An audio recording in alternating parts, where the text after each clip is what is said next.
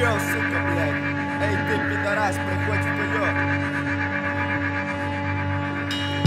Хто йде на правий твір? Хто йде на правий твір?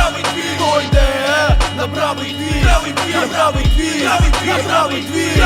Він 5 балів за шкалою Ріхтера в підвалі. Побережись, пацан, кабан біжить куплять півко на барі у літровій тарі. А як інакше, валить репак, без нього 90 кілограм. Хардкор потребує палива міцного, жирного косого. Та так, що пробирали до кістока не так трохи. Тунув та не так прох, з води вліпив музло. Приходь, послухай, оціни цей звук, що мутять пацани і не тільки. Там такі копійка тусить не буду, що пустиш слинку. Сок крема на майку, олдскульний гінця. Сендай кати і центра, М44, Немо 322, статістик лайс. Глава не вся, походу, ну і я 90 кілограм хардкору.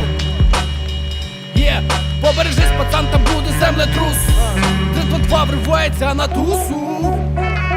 Ми як завжди готові насипати лайк, щоб заіскрило по рилам, далі передай. Буде паті і хватить на всіх нашої флейви. Хто б ти не був, їбук, панк чи скейтер.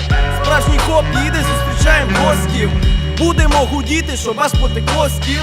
Пожарим на бітах, пожар пацан біда. Ти знаєш, що на базі гасить, це 322.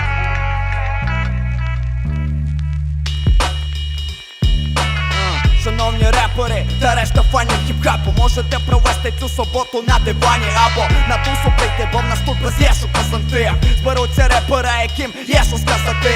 Я знаю, не захочеться під моє лезо спати. Зачитаєм койоті, правда, це не вірсу спати. Це 322, сука, ціла купа реперів. Побачиш сам, як на рингу прокачається рефері.